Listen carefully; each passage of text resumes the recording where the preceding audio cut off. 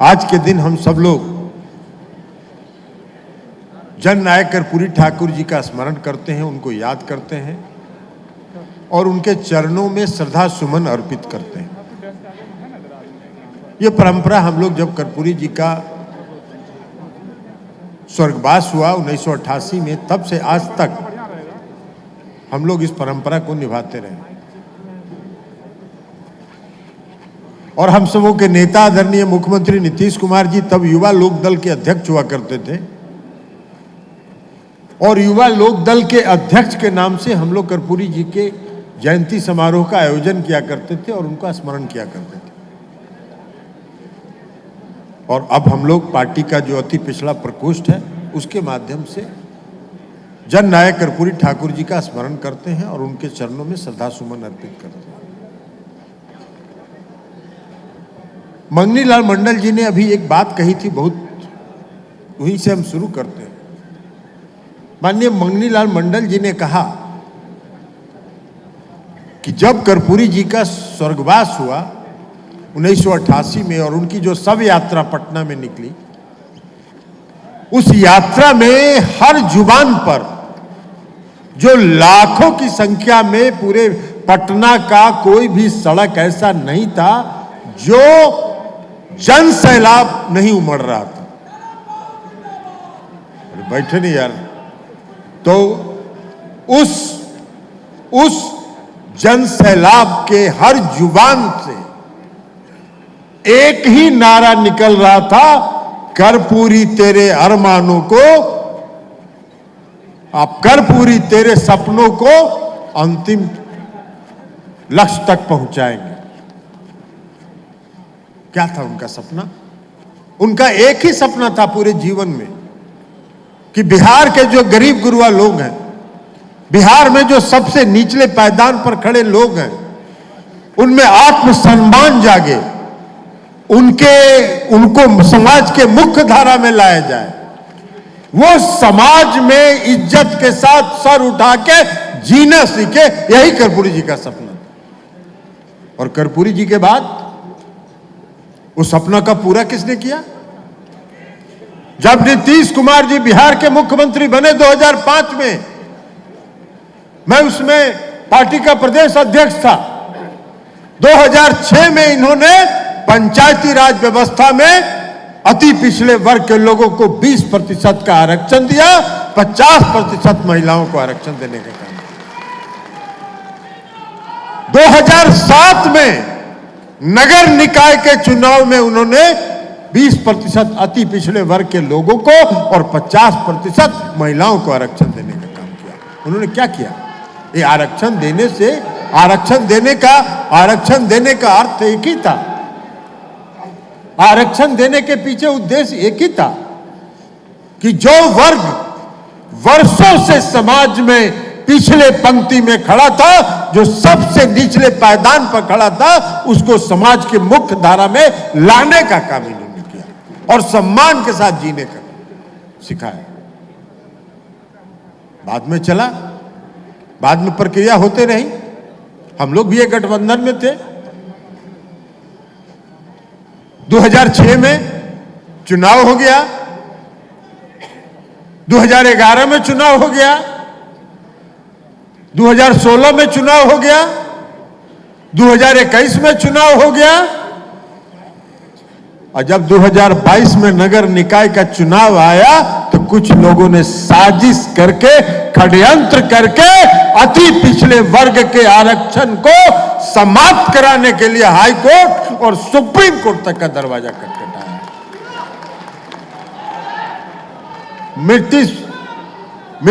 मुख्यमंत्री नीतीश कुमार जी की दृढ़ इच्छा शक्ति, दृढ़ संकल्प और जो जननायक कर्पूरी ठाकुर जी का सपना था, उसको पूरा करने का जो इनका संकल्प था, इन्होंने कहा कि चाहे कोई भी हमको करना पड़े व्यवस्था, हम व्यवस्था करेंगे, लेकिन बिहार में बिना आरक्षण के, अति पिछड़े वर्ग के आरक्षण के चुनाव नहीं होगा। और निर्धारित समय पर चुनाव हुआ। ऐसा भी नहीं है कि चुनाव बढ़ गया। जब चुनाव पर हाई कोर्ट और सुप्रीम कोर्ट में मुकदमा चल रहा था, तो ये जो नेता लोग यहां जो हैं, जो अपने को बड़ा भारी क्रांतिकारी कहते हैं और चुनाव आता है तो अति पिछड़ा बन जाते हैं और चाय बेचने वाला बन जाते हैं, ये सब लोग क्या क्या बोल रहे थे? जरा अखबार याद करके निकालिए पुराना, जरा अखबार पुराना निकाल करके देखिए। ये लोग कह रहे थे कि भाई अब तो चुनाव होगा नहीं, नीतीश कुमार जी ने तो चुनाव होने नहीं दिया, और हम लोग कह रहे थे कि बिहार में तो बिना अति पिछड़ा के आरक्षण के चुनाव होगा नहीं। हम कह रहे थे कि सबका खर्चा हो गया, नॉमिनेशन क्यों कराए? और जब दोबारा जब चुनाव की अधिसूचना जारी हुई तो ये कह रहे थे कि फिर वही कैंडिडेट चुनाव करवा रहे, और फिर से नॉमिनेशन कराना चाहिए था। उसके बाद सुप्रीम कोर्ट चले गए। जब सुप्रीम कोर्ट से फटकार लगा तब आके शांत हुए। ये इन लोगों की साजिश, ये इन लोगों का षड्यंत्र है। और बिहार के जो अति पिछड़े वर्ग समाज के जो हमारे साथी हैं, जो हमारे कार्यकर्ता हैं, उनको समझना है और उनको हर घर तक इस संदेश को पहुंचाना है कि केंद्र में जो बैठी सरकार है अति पिछड़ा विरोधी सरकार है, अति पिछड़े के सम्मान के खिलाफ की सरकार। अभी क्या हुआ? अभी क्या हुआ? जब जातीय जनगणना की बात हो रही थी, जब जनगणना की बात हुई, माननीय मुख्यमंत्री जी ने कहा हम सभी सांसद 11 सांसद यहां बैठे हैं, हम सब लोग जाके गृह मंत्री से मिले। संसद में हम लोगों ने इस सवाल को उठाया, माननीय मुख्यमंत्री जी के नेतृत्व में बिहार के सभी दलों का प्रतिनिधिमंडल प्रधानमंत्री से मिला कि जातीय जनगणना कराइए, क्योंकि जातीय जनगणना अगर होगी तभी पता चलेगा कि समाज में किस तबके के कितने लोग हैं और तभी उनके प्रति सही न्याय हो सकता है। नहीं किया, नहीं तैयार हुए, नहीं तैयार हुए। और जब बिहार में यह फैसला हो गया तो फिर सुप्रीम कोर्ट में कहीं से न कहीं से पहुंच गया, किसी न किसी को पहुंचा दिए कि भाई इस पर रोक लगाइए। फिर अभी सुप्रीम कोर्ट से फटकार लग गई। ये इनका हालत। तो इसलिए हम साथियों आपसे कहना चाहते हैं, अति पिछड़े वर्ग के लोगों के साथियों, हम आपको बताना चाहते हैं कि सजग रहने की जरूरत है। और ठीक कहा था लक्ष्मेश्वर राय जी ने कि सोशल मीडिया पर एक्टिव रहिए। ये जो प्रचार, झूठा प्रचार करने वाली जो पार्टी है, ये तरह तरह का प्रचार सोशल मीडिया के माध्यम से करते रहती है और उसको काटने का काम आपको करना है और उस पर नजर रखने का काम आपको करना है। बहुत प्रचार करते हैं लोग, इनका काम ही वही है, दूसरा कोई काम नहीं कर सकते हैं। और आलोचना तो कभी बर्दाश्त नहीं कर सकते, कोई इनका आलोचना कर दे ये बर्दाश्त नहीं कर सकते। 56 इंच का सीना है, 56 इंच का चौड़ा सीना है। बिहार के जो देश की जो मीडिया है उस पर तो आधिपत्य, उसके व्यवस्था मैनेजमेंट पर इन्होंने अपना आधिपत्य कायम कर ही लिया है। यहां जो मीडिया के साथी हैं उनका कोई दोष नहीं है, ये भेजेंगे भी तो वहां फाड़ के फेंक देगा, वो छपे उपेगा नहीं, लेकिन उस पर आधिपत्य है।